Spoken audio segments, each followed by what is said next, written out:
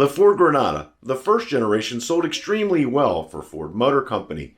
It was marketed as a mid-size luxury car that one could buy on a budget. Now, whether you agree with the luxury part or not, you have to agree that Ford did really well with this car. They sold 1.5 million of them in the first 4 years of production. Now, by late 1979, the numbers started to drop off. So Ford decided to modernize the Granada, make it look new, and reintroduce a second generation of Ford Granada to the American public. This new Granada would be slightly smaller but more modern. It would get better fuel economy. They would offer a new suspension on it. A lot of people at Ford thought this is a can't-miss opportunity, so much so that they hung the Mercury Cougar name on it and offered a coupe and sedan version of the same car. So how'd that work out for them? Well, let's take a look. Introducing an American car designed for a changing world and with a commitment to quality. Introducing the beautifully new Ford Granada. Built with a new design, smaller in size, yet more spacious than ever before.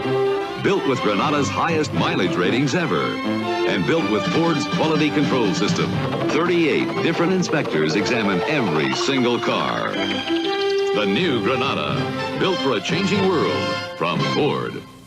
Introduced in September of 1980 as a 1981 model, the second generation of Granada was a more modern-looking revision of the previous Granada. It was slightly smaller in size, shedding an inch in length and 4 inches from its wheelbase. The body of the second generation Granada was smoother. It featured rolled, softer edges. It also featured lower body lines and a taller passenger compartment. The front of the car featured 4 square halogen headlamps and an egg crate-style grille. The side mirrors were tucked into the A-pillars, and the glass and C-pillar was slightly wider. The rear of the car was squared off, and it featured smoother, larger tail lamps that were almost flush with the back of the car. It was offered as a 2-door coupe or as a 4-door sedan. The second generation Ford Granada was based on the Fox body platform and shared underpinnings of its Fox body counterparts. It featured coil springs at all 4 corners, a McPherson strut front suspension, a live rear axle, rack and pinion steering, and power brakes became standard equipment.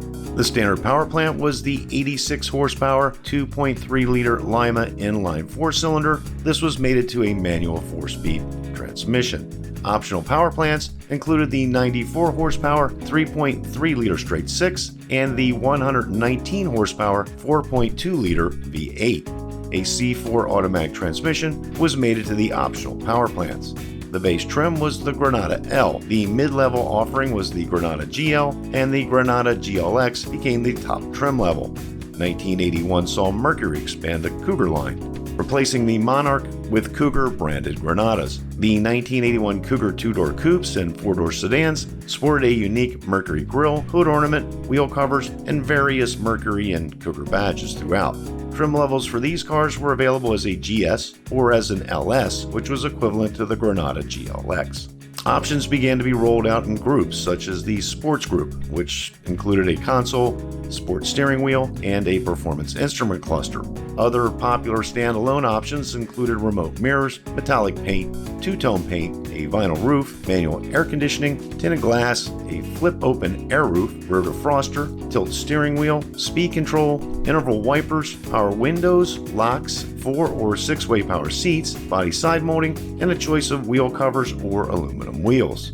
The automotive press that took the time to cover this car was not impressed. Car and Driver stated, and I quote here, "Ford Granada, what you get when you dress up a Fairmont. I could find no coverage for the Mercury branded Cougars." The American buying public seemed to agree, as Ford delivered 121,341 Granadas for the 1981 model year. Mercury did not break out sales numbers for its 2-door coupes and sedans from the XR7s. Mercury dealers delivered a total of 90,928 Cougars for 1981. However, it's safe to assume that only 30,000 of those cars were rebranded coupes and sedans.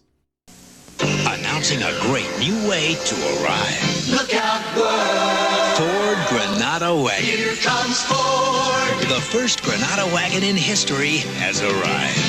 And so have you. Stepping out and stepping up to something more than ordinary driving. Something to arrive in. Here comes all the technology of Ford's new V6, all the comfort of a contemporary sedan, and more cargo space than any American-built wagon in its class. Here comes the double take, the stop and stare. Here comes an arrival that's just a little bit out of this world. We're getting there. Here comes all the guts of a wagon and all the glory of a Granada. Look out, world. Here comes Ford. It's just arrived at your Ford dealer. Here comes new. Here comes now. Here comes Ford. The 1982 model year brought changes to the Granada and Cougar lineup. Ford and Mercury rolled out a 5-door station wagon version of the Granada and Cougar. These cars replaced the Fairmont and Zephyr wagon in Ford and Mercury's lineup for the 1982 model year. The new 112 horsepower 3.8-liter Essex V6 was introduced. Mercury dropped the 2.3-liter Lima 4-cylinder from its offerings, and both Ford and Mercury discontinued the 4.2-liter V8.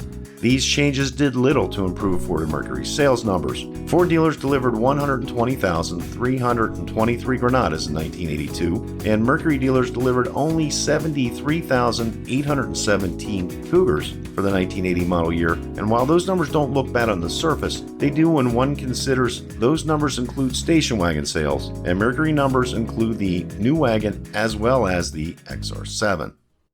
That was the end of the road for the Granada in North America. In 1983, Ford reintroduced the LTD. It was a move that was planned and was really needed. This second-generation Granada was exactly what Car and Driver called it. It was a dressed-up Fairmont. And the American buying public saw this. They don't want to spend extra money on a Granada when they could just buy a Fairmont. The Cougar would revert back to a two-door model. It was an upscale option to Ford's Thunderbird.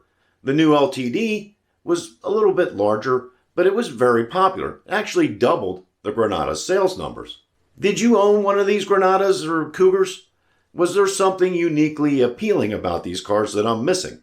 If so, leave it down in the comments. If you think I'm dead on, you could leave that down there as well. If you like this video, please click the like button. That helps other people see the video. Also, consider subscribing. I have a lot of content like this on my channel. Like this video right over here. It's on the original Granada. That's it for today. Thanks for watching. Till next time, we'll see you.